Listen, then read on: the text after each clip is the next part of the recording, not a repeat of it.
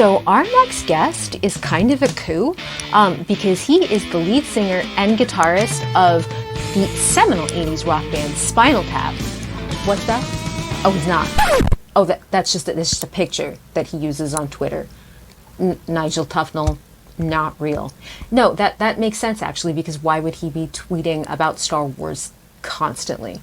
And he is for sure fictional. So no, like all of that tracks. Yeah, no, that's my bad. Okay, so he is the creative arts manager for Lucasfilm, as well as author of the Art of Star Wars series of books. We have Phil Szostak joining my friend Nick Milkey on Podcast of the Whills. You can follow Nick at WillsPod on Twitter. You can follow me directly into the home for people who do not understand how the internet works, but I'll still see you back here in about an hour.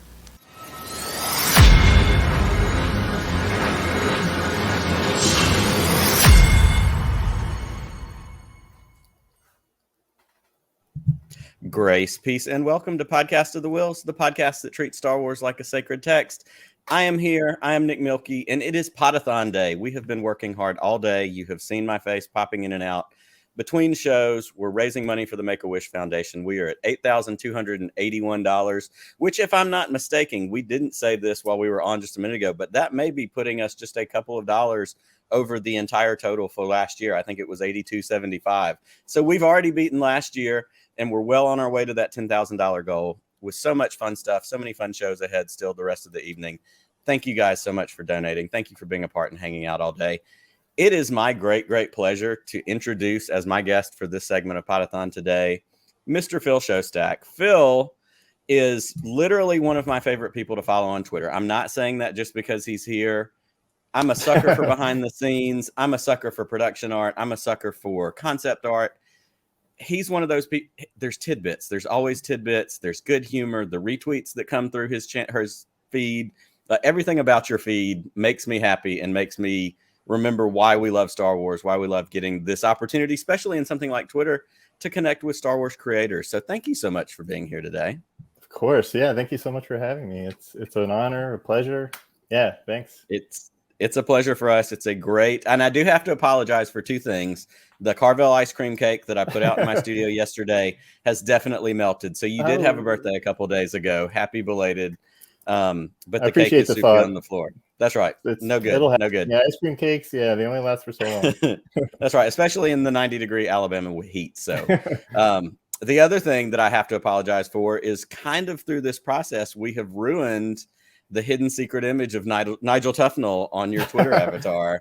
There are a lot of people that were disappointed that wasn't actually who was tweeting from that account. So thank you for being willing to sacrifice that little bit of anonymity for Make-A-Wish and for Podathon. Of course. Yeah, I know. I was saying backstage, Nigel Tufnell is just obscure enough a reference that, people might think that that's actually me. That's right. And if only I were so handsome, my life would be completely different. But it is what it is. It's fantastic. Today we're doing all this for Make-A-Wish. We're raising money for Make-A-Wish today, and it's all about the kids. It's all about the wishes that people get granted. Before we get into talking a little bit about your childhood, your connections with Star Wars early on, if by chance there's somebody here who doesn't really know Phil Szostak, give us kind of a background quickly on who you are. Well, I am creative art manager now at Lucasfilm. I have been for the last 5 years, and this is the part that's hard for me to believe. It's almost been a year since I've been with the story group now. Mm-hmm. So, and that has been one of the fastest years of my life. I've been quite busy, but it's been amazing. So yeah, creative art manager kind of means that I help facilitate moving concept art to different teams. I do a lot of research for a lot of our live action shows. So a lot of production people will reach out to me if they're looking for a particular piece of reference or have some questions. And also do a lot of just reviewing of designs through so many different, lines of business, including publishing. I look at every single book cover that comes through, give notes, every single page of comic books that we publish. All the designs that come through for animation and and games. So especially now that I'm with the story group, I'm involved pretty much in almost everything that we do. which is exciting, Absolutely. but also just a ton of stuff to keep track of. Lots going on. Absolutely. Well, and I love how you even did it, as you talked about it a minute ago. You said kind of offhand, I've been a part of the story group for about a year. One of my favorite things recently was about 6 months or so ago, you just casually dropped in one of your Twitter posts like, oh yeah, by the way, I joined the story group like 6 months ago. And you're just, business as usual, keep on rolling. But that's another amazing thing. And certainly for content creators, Star Wars fans who are the level that, we are, the story group holds its own, exciting mystique. And, we know Matt and we know Pablo and we know Leland and you and all these, these people that are connected to this group that just feeds the thing that we love so much. So that's got to be so cool to get to be a part of that. Absolutely. Yeah. And then bouncing from Doug Chang's art department into the story group. I mean, those two big career highs for me. Yeah. Just it's really good work amazing if you can get it. Exactly. So yeah, well, it's been incredible. Awesome. Well, as I started to tease earlier, we are here today for Make-A-Wish. We are here today for kids. I would love to hear about you as a kid, where you found Star Wars, those earliest memories, how Star Wars connected for you. Yeah, so I am officially old enough to have seen the original films in theaters back when they were originally released. I may not have seen A New Hope in '77, but I definitely saw it either in 78 or 79 because it was released in consecutive years leading up to Empire.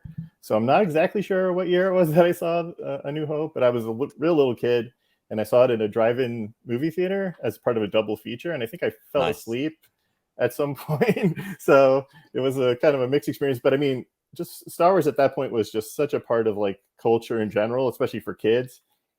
It was just everywhere. And we didn't have the kind of choice that we have now with our entertainment. I mean, there was kind of just like what was on the few channels on TV, what was in theaters at the moment. And there was like home video was just kind of still bubbling up at that point. So yeah, I mean, it was a different world. So Star Wars was just everywhere. But the one that really made the biggest impression on me was Empire. That's the one where I was like old enough to really fully remember the experience of seeing that theatrically. So yes, I mean, it's been a lifetime journey for me with Star Wars, like without a doubt, it's been a part of who I am since the very beginning. Well, and I connect with a part of your story that you told in there. I was born in '78, so I missed just the beginning of when it all happened. But my big moment was I saw Return of the Jedi also at a drive-in movie theater in the back of my parents' station wagon in Central Illinois, where we lived at the time.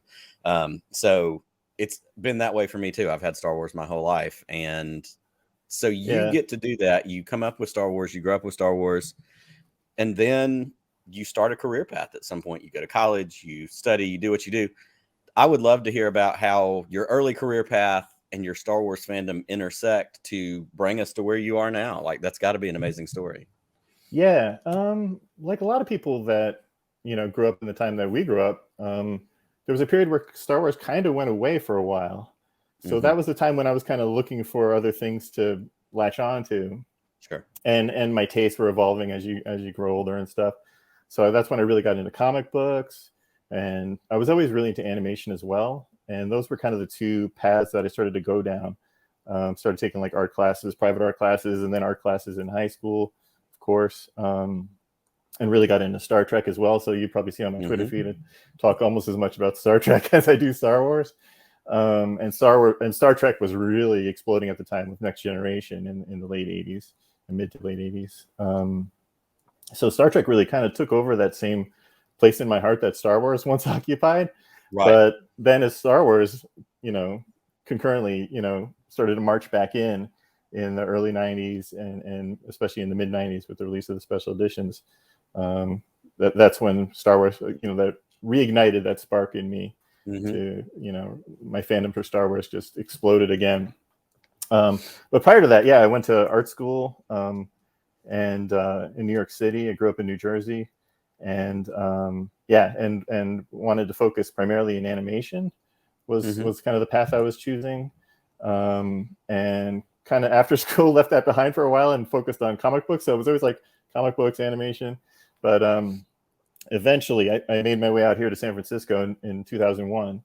And a big part of the motivation for me to come to San Francisco was the opportunity to work at places like, and it was a total pipe dream, Pixar or Lucasfilm, two studios that I really admired. Mhm. Their storytelling, it was just immaculate and amazing, and just wanted, hoping for an opportunity. And it took a while, but that opportunity finally came in 2008. And by some miracle got it. And that's 15 years ago now, which is nuts, Right.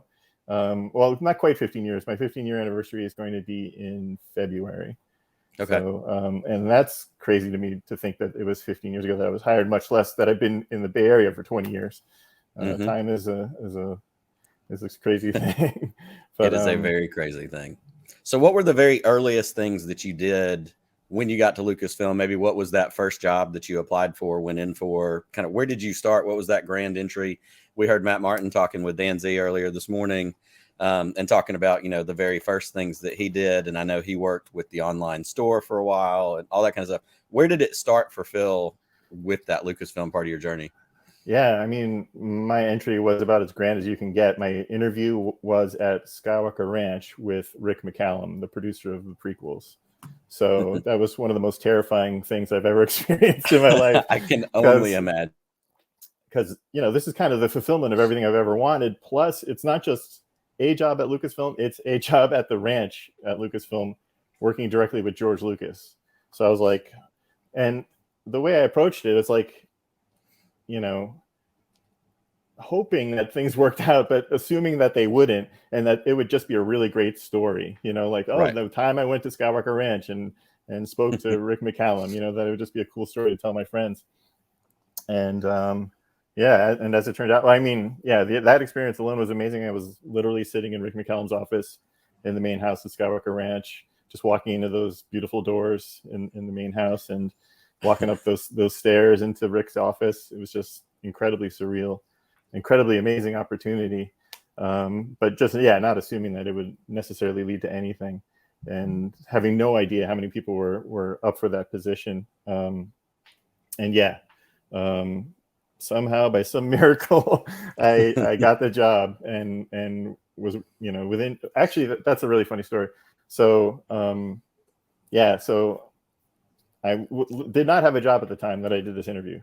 Okay. And it was just on a wing and a prayer that I was at Skywalker Ranch interviewing for this job working with George Lucas. And it was just an amazing opportunity, but I was trying to play it cool, which is always a mistake.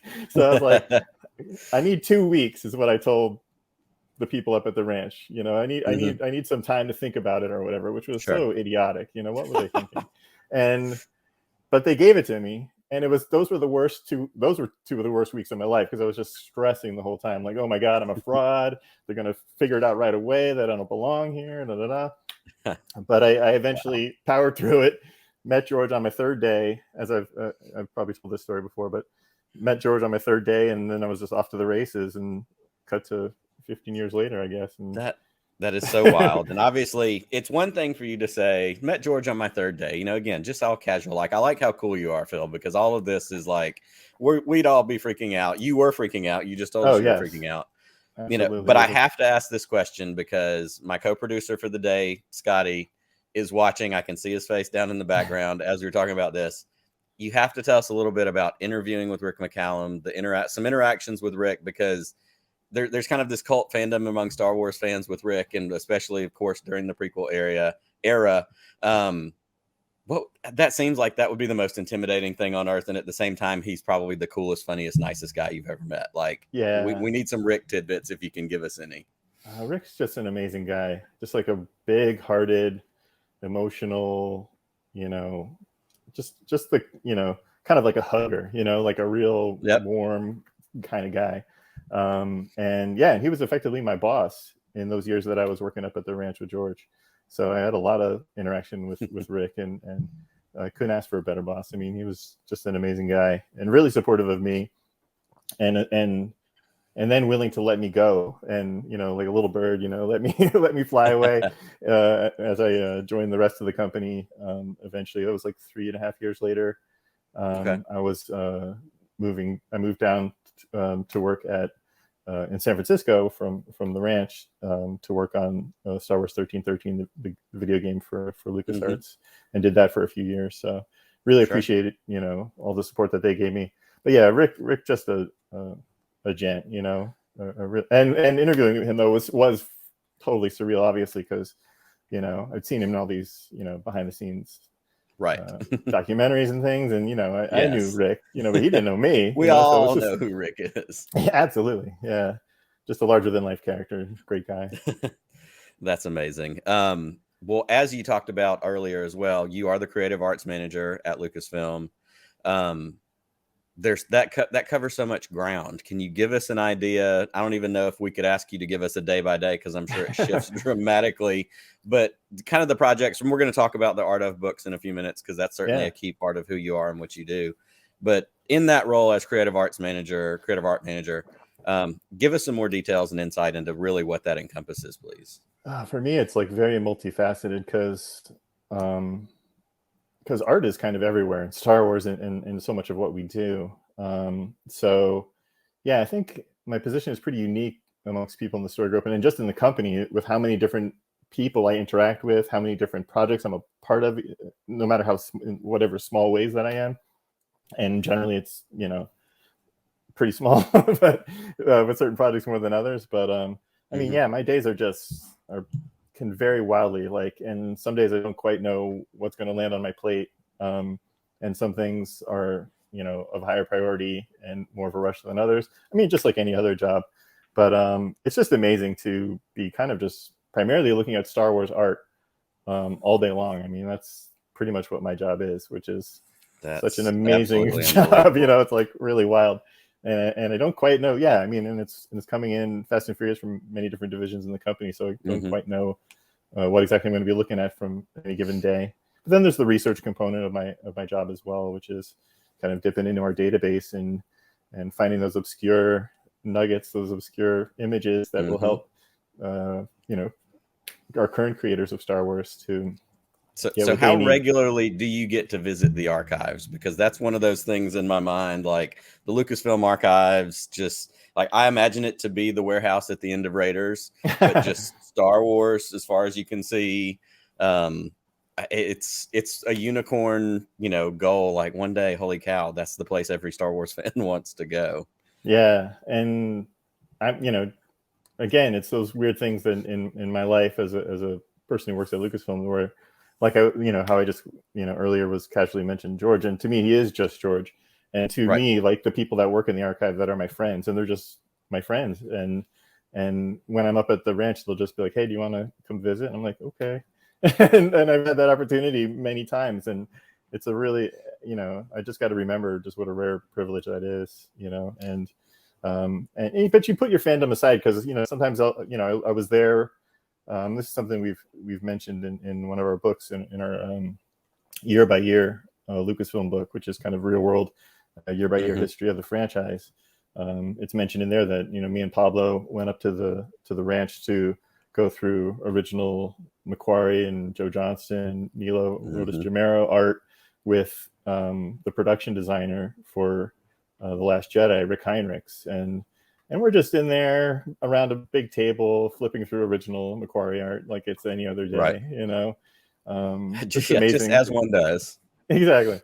Yeah, I mean, and but it is like a part of it's something we need to do, and it's something Rick wanted to do to get up to speed and really bathe in Star Wars and hear what me and Pablo had to say about all these pieces. So just amazing experiences like that. But again, it sometimes you actually need to be there just for work. But you do geek out, though. I mean, you do, just being able to be in there, and you see one of the first things you see when you walk in is the second Death Star model, which is gorgeous. Yep. The Executor Super Star Destroyer model is always sitting out because it's so huge. There's really nowhere else to put it. And Ark of the Covenant's usually just against the back wall there. So yeah, just incredible. But we also have this incredible digital database with photos of all this stuff that we can access. So we don't need to go to and look at the physical stuff in order to share reference and imagery of all this stuff, including the artwork. So and there's millions of things in that database. It's huge. can't imagine. I can't imagine. It's one of those things that just, it does boggle the mind to think all these things exist in a building somewhere, or all, like you said, that giant digital, resource that, if you're just having coffee, you're having a slow start to your day, you're like, I'm just going to browse through some things. I want to go look at this thing from 1983 or whatever it might be. I love that so much. It's literally one of the first things I do every morning is log into the database, because it's something I tap into, our digital database. No doubt. Well, and we've used the word, certainly talking about getting to go there, to go to the ranch, that kind of thing. We've used the word experience several times. And I want to take that as a quick opportunity just to highlight again, we are here today. We are raising money for the Make-A-Wish Foundation. And the sole existence of Make-A-Wish is to provide experiences for children who are going through traumatic, difficult illnesses, things that have the potential to suck the joy and the hope out of their life. And what we have heard, and as we've researched, as we've talked with Make-A-Wish, the ability to have these wishes granted is the thing that gives these kids hope in the middle of a difficult battle. And it is often the thing that sees them through to the other side of that battle. So for everybody that's watching right now, if you haven't had a chance to donate yet, please do so. There's a link on the screen. There's a QR. You can go to thepodathon.com wherever you go. I think we're at about $8,200 right now, just $8,281. Let's keep that number going. The goal is $10,000 for the day. But that's a part of experience. And that's certainly, your life, your job is an experience. And it's one that, of course, Star Wars fans are envious of, but it also is so important because it does something and it creates something. 8355. There we go. We've already moved. Yeah. It creates these stories. It creates these worlds and these galaxies that we all love so much. And also create something that people can then add to a Make-A-Wish list. They may want to go to Galaxy's Edge. They may want to meet a stormtrooper, and the 501st are so good to be a part of Make-A-Wish and do that kind of stuff. Have you had any connections or past experiences with Make-A-Wish and connected to your job? I have, actually, and not even necessarily connected to my job. One of my old friends back in New Jersey, who in the kind of my dark times, in the years between, being in school and figuring out the rest of my life, my good friend Matt, his son is a Make-A-Wish kid, or was a Make-A-Wish kid. And so, yeah, it's a charity that's near and dear to my heart. Absolutely. And really great that you guys are doing this, and amazing how much money you've already raised. And yeah, please continue to give. Absolutely. It's so great. And it's such a neat thing to hear, the way it impacts families. It's funny that you say that. My friend Matt is also, his daughter is a Make-A-Wish child right now. And so we also have that in common amongst so many other things. As we're looking at the job you do, one of the hallmarks of the Szostak era that we have all, in the last several years come to love, people clamor for them, the art of books. These art of books are so beautiful. There's so much detail that goes into it. It's clear I've got Macquarie stuff on the wall behind me because I'm a sucker for production art. I'm a sucker for concept art, those kinds of things. We'd love for you to tell us more about the process with the art of books. And certainly, like you mentioned, Doug Chang, Joe Johnston, Ralph Macquarie, so many amazing artists that get to inform, this thing that you get to put together and you get to then send out for the rest of us to pour over hours and hours at a time. Yeah, no, it's an amazing honor to be a part of these art books, and the legacy of them. I mean, obviously when we were kids, there were, the art of the original trilogy were coming out, and they're just incredible books. And I, obviously I was telling you, like, I went to art school in New York City, no intention to ever be an author. That was not kind of something I was gunning for or thought that would ever happen. And when I was working up at Skywalker Ranch with George, every so often, Jonathan Rinsler, the late great Jonathan Rinsler, would pop up to the ranch to show something to George and come to the main house and get his approval. And I think at the time that I first met John, he was working on the Frames book for George, which was individual images from the original trilogy, I believe. Or no, it was all 6 films at the time. And him and George were going through that stuff. And so John being there, like, we just started to get lunch and become friends. And then when I moved down to San Francisco, we continued to go get lunch and just hang out and talk movies and stuff. And literally one day, John asked me, like, hey, do you want to write the art of Force Awakens? And I was like, what? Like, just totally unexpected opportunity just fell in my lap. And, I was a part of the Force Awakens art department at the time. So that was, and also that in talking with John, we shared a lot of common interest in film and literature and stuff. So I think he just got the impression that I was someone who could do it and might want to do it. And so he just, at the time, he was, senior editor for Lucasfilm Publishing as well, and as being an author, and he just kind of threw that in my lap. And it's one of those moments where you're like that's terrifying and amazing, and all of your instincts tell you to say no, that like, I don't think I can do it. But I immediately said yes, and I'm so glad that I did. Like, you just gotta, when those moments happen, you gotta say yes, even though I had no idea what I was getting myself into, And well, it's clearly going very well, and it's working well. So keep up the good work. Thank you. As a Star Wars fan, and as a Star Wars fan who gets to work on a book like this, an archive almost, if you will, that's saving these images and pulling these things together from the creation of these movies that we love so much, what have been some favorite moments working on these books for you as a Star Wars fan? Oh gosh, I mean, one I was just thinking of earlier today, because Rian Johnson's going to be on Podathon later today. Just going down to LA while Ryan was editing The Last Jedi, and getting an opportunity to interview him before the film broke, before the film was finished, and spend a few hours with him, just sitting right next to him and just talking Star Wars and talking The Last Jedi, was just an amazing time and a real highlight. And he was so generous with what he shared, and I'm sure he'll be equally as generous today with everything he'll share. So that was an amazing highlight. But I mean, all of it. I mean, it's just, and primarily for me, the best part, of course, is just talking to everyone and picking all of their brains, and really digging in. What's been important for me for these art books is to really get into the creative process, because just as an artist myself, the number one question people have is like, where do you get your ideas? Like, where does all this stuff come from?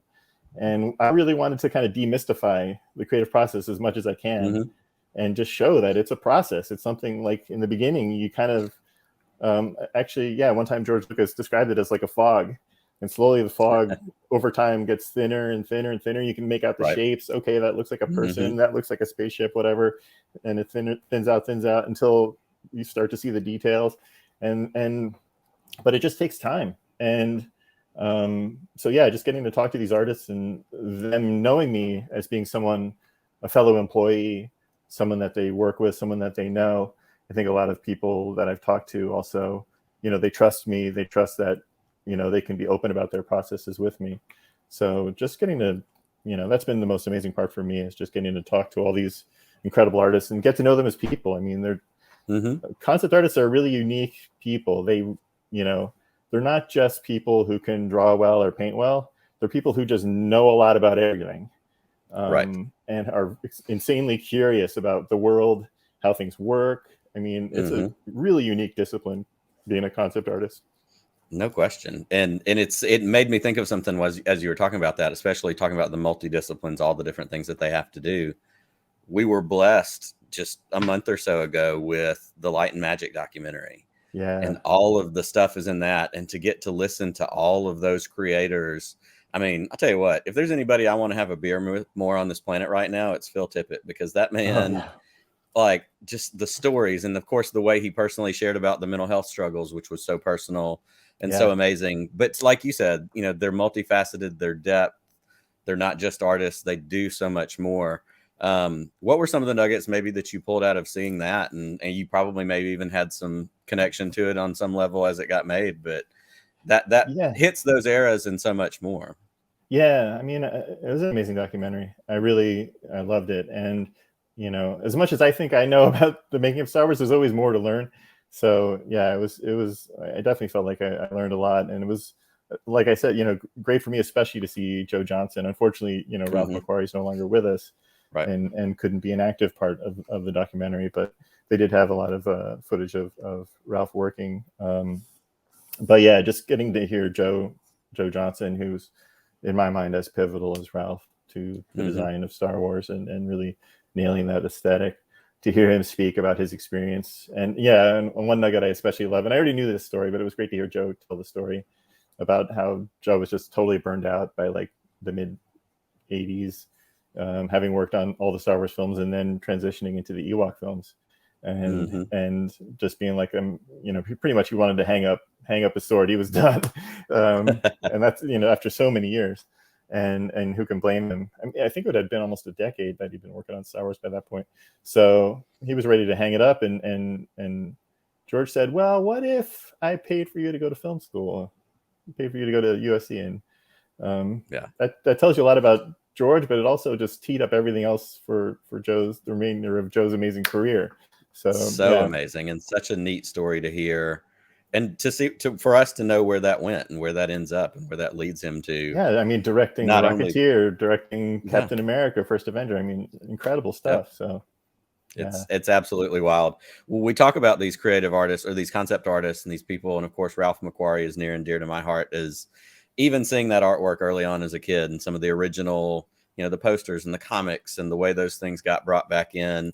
I love how that art gets brought into things like Rebels and the inspiration that it carries for all of that stuff. I would love to hear a little bit about Doug Chang, because Doug Chang is I feel like he's our Ralph McQuarrie at this point. And I watch everything he does, every interview. He did a forum, something during the pandemic that I watched online. And he seems like the most sublime, peaceful, zen, and everything. I hang on every word and love hearing his personal story of how he got there. Yeah. Talk a little bit about working with Doug, because that has to be another amazing experience. It is. Yeah. And after the prequels, Doug wasn't working at Lucasfilm.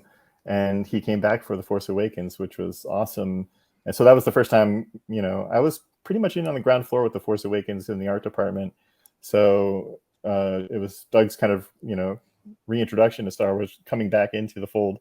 And getting to meet him for the first time was amazing. And we've continued to work together since then. That was 2012. So wow. Okay. 10 years. I've worked with Doug now for 10 years. And then of course, what was it, about 5 years ago, joining Doug Chang's art department, and helping those guys, and really getting to know not only Doug, but these legends of the prequels, Ryan Church, and Eric Tiemens, who were concept supervisors for episode 3, and Christian Alsman and Tony McVeigh, and all these amazing, Rene Garcia, this amazing and very small team of artists that Doug has kind of gathered around him, and turned into his core design team. Just really incredible opportunity to just be with those guys and just to hang out with them every day, and just while we're working, talk about Star Wars, talk about movies. And learned so much from Doug, and Doug, like Dave, and a little bit like me, I don't want to put myself in the same league, but people who work directly with George, and people who have taken so much of their experience with George forward with them. Absolutely. Doug is clearly one of those people that just sat at the feet of the master, so to speak, and learned so much. Yeah. So that's a great transition. It sets up a question that I wanted to ask you, because you do talk about, you met George Lucas on your third day. You certainly got to work with George directly. One of the things that we love to talk about, and we'll get to this in a minute with a different question, but for Star Wars fans, we live for wow moments. Working with George Lucas, what is a wow moment working with George? Maybe what is something that he taught you, something he imparted to you? What's a big takeaway that you got having those moments to be able to work with him directly? That third day of my job was a big wow moment. And I think I've talked about this on Twitter and elsewhere, and forgive me if you've heard this story before, but that was a big wow moment, because it was not only meeting George for the first time, but the reason George was in the office that day in particular was because the space shuttle astronauts were at Lucasfilm, in the main house of Skywalker Ranch, returning Luke's lightsaber from episode 6 to George Lucas, because the lightsaber had been in space and they had borrowed it. Space. Yeah. So that was kind of a nutty day. and my predecessor, Faye David, who was who kind of ran the art department during the prequels, was in the office just kind of getting me up to speed. So George comes up to the third floor to the art department with the space shuttle astronauts, and I'm meeting them all, and I'm like, what is my life? This is totally bizarre. But George is looking at me like, who are you?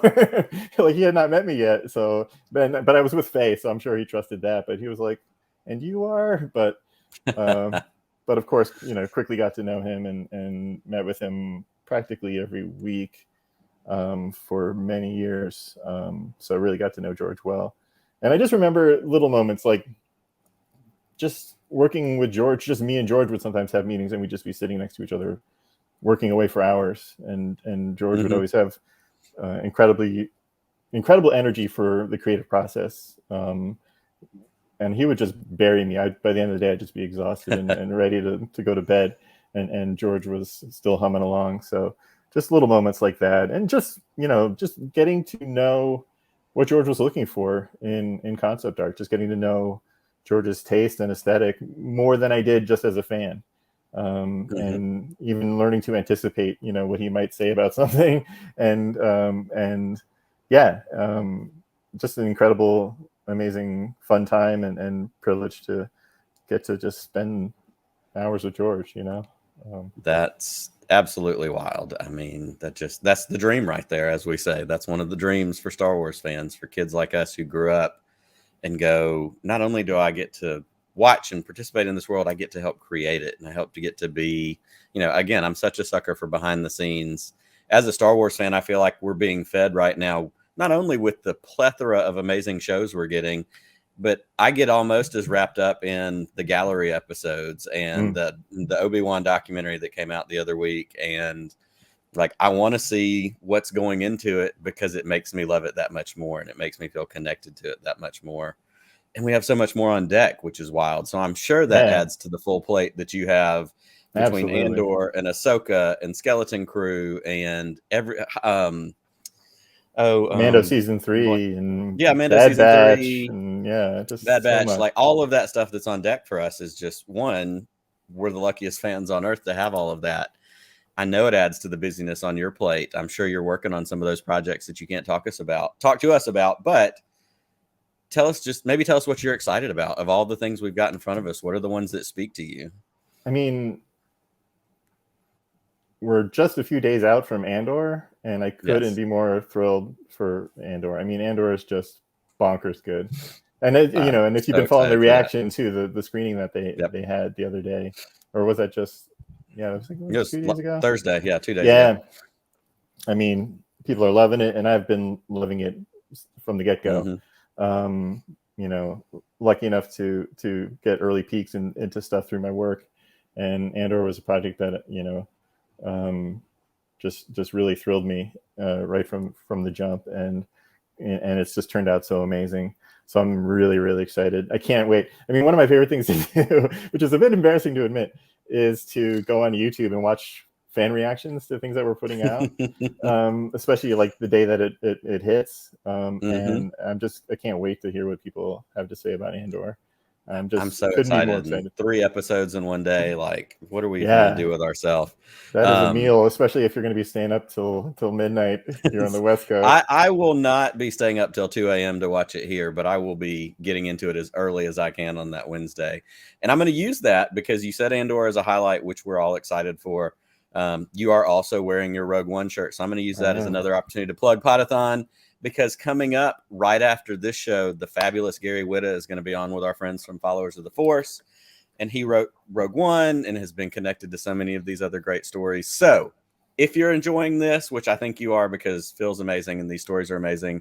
If you're excited about Followers of the Force, Ryan Johnson's coming up, Seth Green's coming up, Shelby Young's coming up, Jordan Hembrow. There's still so much left. Donate to Make-A-Wish. This has been a free thing all day other than donating to Make-A-Wish. So please do that. Get excited for those things coming up. But we're going to talk to Phil just a little bit more because he has been gracious enough to give us this time today. Phil, one of the things that we say on Podcast of the Whills is it's the podcast that treats Star Wars like a sacred text. And what I really mean by that is Star Wars hits all of us on a personal level somewhere. Star Wars speaks to us, and we have that moment where it becomes bigger than just a movie. It becomes bigger than just a book or a comic book. Almost that move sometimes where it stuns us in our tracks, and it becomes that just singular moment where Star Wars feels spiritual. So my question for all of my guests is, can you put your finger on a Star Wars spiritual experience that's happened in your life? You've had so many experiences. It could be the first time you saw something. It could be something you've experienced through work. When is that moment where Star Wars hits you on a different level? I mean, even after 15 years, it still happens quite regularly, to be honest. But I mean, one that immediately jumped to mind was being a kid and seeing Empire Strikes Back. And one of my favorite moments in any Star Wars film is when Yoda lifts the X-Wing and kind of shows Luke, what the Force is really all about and what it means. And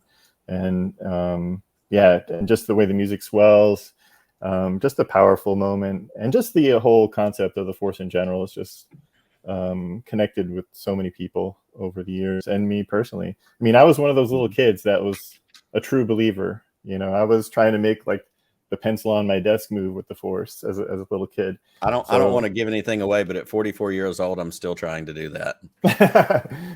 Yeah, I mean, it's a powerful thing. It's a powerful message that Star Wars conveys, and it's so, and one that I really believe in. So it's an incredible, privilege to be able to be a part of this universe in the way that I am, and to carry forward, everything I learned from George and that, very powerful message that George created back in the 70s and without a doubt. Yeah.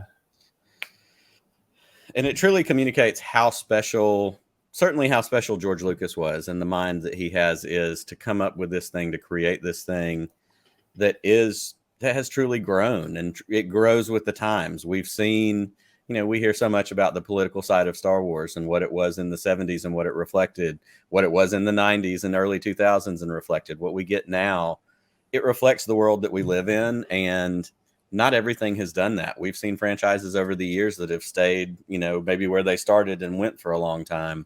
Mm-hmm. The beauty of Star Wars, certainly to me, is it was made for fans. It was made, of course, George says it's Space Wizards for children, but it's grown children who grow up and still find that child inside of them. The childlike wonder. Obviously, you got the inside scoop before we did, but I think about the Baby Yoda moment in Mando season 1. I mean, when you learned about that moment, even in a works, what went through your mind when you got that? Because of course you didn't get it the way we did, but tell us about that moment, because that's kind of our new big Star Wars moment here recently. Yeah, no, again, an amazing part of my job is getting to read scripts before they're even put to film, and especially being in Doug Chang's art department, like it's important for the artists to know what the story is and to have context for all these characters and creatures and everything, ships that they design. So yeah, just it's an amazing thing to, my first experience, my first moment with Baby Yoda, as he was known then, was just reading it in the script and just being like, that is genius. Like just right away, just being completely on board. Just like, that is such a great idea, and it's going to really resonate with fans. And then, I mean, what's a fun, but also it's an interesting part of my job is to know these things and then to have to wait literally years until you guys experience them and you guys get in on the secret. And another one that I was just thinking about the other day, and Rogue One, repping Rogue One today, was knowing the fate of the Rogue One heroes years before that film came out, and just hearing people being like, that's not something they would ever do. Like, they're still, I'm guaranteed at least, I remember seeing like speculation videos, people saying, someone's good, Jen will probably survive, Cassian will probably survive. It'll be, they don't have the guts to take everyone out, and I'm like, we'll see about that. And so it's really fun for me but I mean, the experience, sometimes I do miss the fan experience, seeing the whole thing completed for the first time, and that being the first time that you get that information and learn those things. That's something that I don't get to experience anymore, but I still do get to experience it in a way. And so reading these scripts is obviously a really cool part of my job. That's, again, as a process nerd, that's something I'm super jealous of, just to be able to go, holy crap, this is coming down the pipeline, and this is, to get to see it. And of course, I'm sure you still get to experience it when it's completely done, when it's, the project is wrapped, it's out in the wild. I hope you still get to go have those theater moments and watch it with friends, and it's just as good. Yeah, no, it's different because,